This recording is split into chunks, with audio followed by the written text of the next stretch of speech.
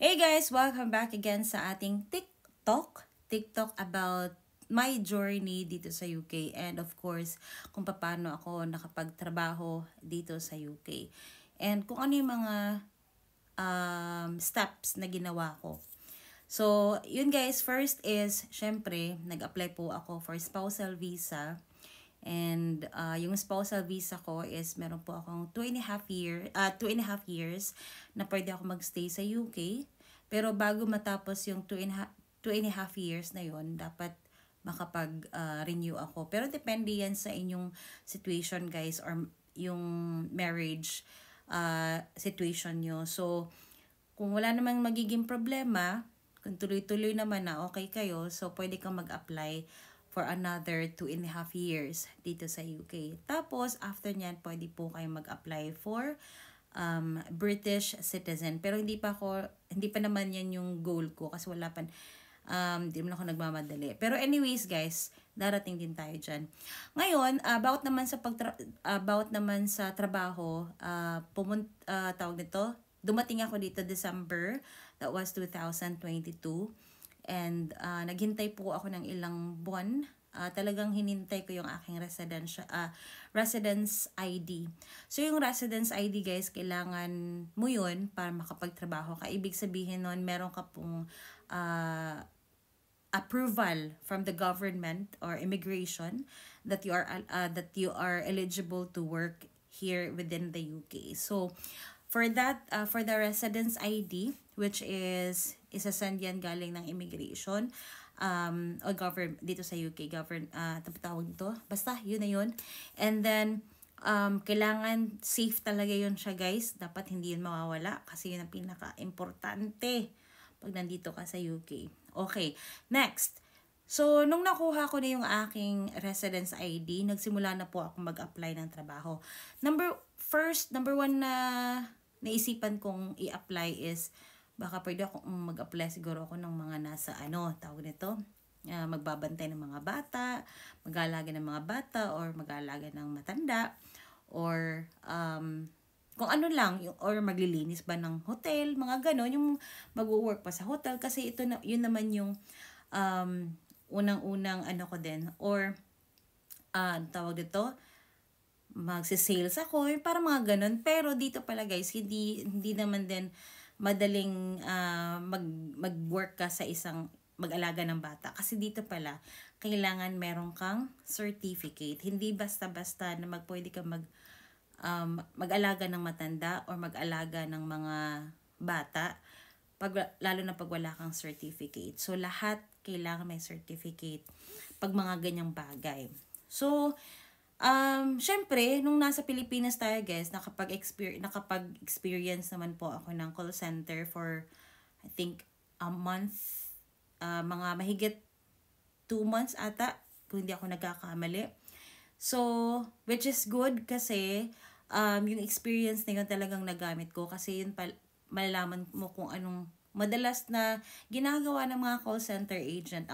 Buong akala ko kasi noon, na pag nagko-call center agent ka, medyo mahirap talaga kasi to be honest guys, nung nasa Pilipinas ako, nag-a-apply pa lang ako ng call center job.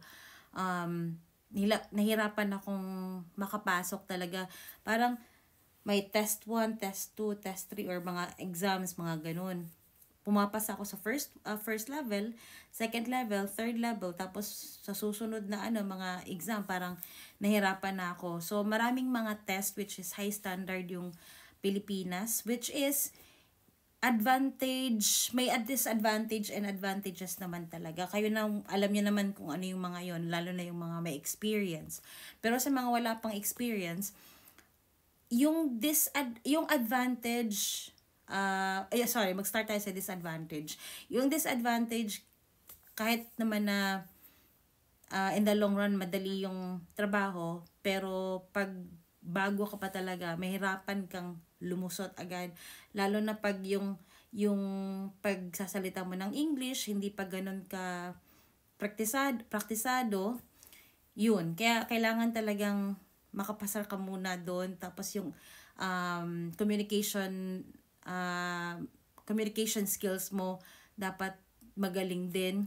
at least nagkakaintindihan ka ng customer or ng mga client mo. Kasi karamihan talaga ng mga client is nasa ibang bansa or mga English native. So, yun guys, dun nahirapan ako kasi nga, yung English ko naman talaga dati, sobrang poor.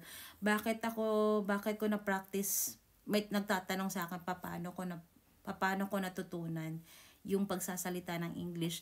Sa totoo lang guys, ang dami kong ka-chat dati. Yan ang totoo. Dami kong ka-chat dati mga foreigners. Bata pa ako nun. Tapos, nanonood ako ng mga palabas. Tapos, mga may palabas, dapat may subtitle. Yun talaga yung mga purpose na kung bakit ako nag-chat dati, mga nanonood ng may subtitle, tapos inuulit ko kung ano yung paano nila sinasabi, kahit hindi ko naman naiintindihan. Pero in the long run pala talaga guys, matututunan mo talaga yan. Lalo na pag desidido ka at may mga words na hindi mo alam, tapos sinisearch mo, tapos tinatranslate mo sa Bisaya o sa Tagalog, nagtatanong-tanong ka sa mga kaibigan mo, mga kamag-anak mo kung ano to, mga ano yan. So, yun ang ginagawa ko. Kaya natutunan kong yung paano makipag-communicate through English language. So, ayun. Tapos, nung nag-apply ako guys is, doon na tayo sa pag-apply. So, nag-apply na ako guys. Ang kagandahan lang dahil na-experience ko na nga yung sinabi ko kanina, naka-experience ako ng call center. So, dito yung call center dito, yung call center dito guys sa pag-a-apply, as long as marunong ka makipag-communicate through English, naintindihan mo yung instructions in English, madali ka makapasok kahit wala kang mga degree or kahit kunwari hindi ka naman nakapagtapos ng first year, second year college, ganon, or wala ka namang course na natapos. So, ako guys, wala akong natapos na course, pero yung course ko lang na natapos ko is vocational lang yun. Pero hindi ko nagamit yun guys kasi hindi naman nila kinailangan. Ang tinanong lang nila, do you have an experience of working in a call center? Do you have an experience on how to deal with people, on how to deal people through phone and through face-to-face, mga ganon. So, and how do you, may mga tanong na, how do you deal with irritate customers over the phone, so mga ganyan. So, syempre, yung Pilipinas, medyo high standard, tapos na-experience ko ding mag-work ng, may training talaga kami. So, tawag nun, nagamit ko lahat ng naging experience ko, trabaho sa Pilipinas. So, ayun guys, madali lang yung pagsagot-sagot ko, kahit baluktot na yung aking pag-pronounce, hindi naman nila na-judge kung paano mo sinabi or pronounce yung words. Yun. So, yun lang siya guys. Madali lang, ako nakapasok agad. After ng interview, sabi niya, pwede ka na mag-start. Training ka na the next Monday. So, nag-training ako the next Monday. Akala ko yung training is kailangan pa ng exam, pero hindi na pala guys. Yung training, yun na yung simula, dire-diretso na siya, dire-diretso na, wala nang balikan. So, basta training na siya guys, dire-diretso ka na hanggang sa, kung yung training pala dito guys, pag nag-training ka ng mga 1 week, tapos isinalang ka na guys, so ikaw na bahala kung paano mo matututunan, hands-on yung trabaho. Kasi hindi, yung training guys, saglit lang talaga. So, nung hands-on ako, dun ko na natutunan kung paano, kung ano, kasi nai-experience mo na talaga. And nagtatanong-tanong ako sa mga kasama ko dito, mga puti. So, ayun, by the help of others, talagang natututunan ko talaga. Hanggang sa tumagal ako ng almost 1 year na. Nitong month na to, magwa 1 year na ako guys. So, sobrang ganda lang ng experience ko, and dapat maging confident ka lang talaga guys. So, thank you guys for watching, and for more questions, next video tayo, okay? Medyo hinihingal na ako ng sobra. Thank you guys for watching. Bye!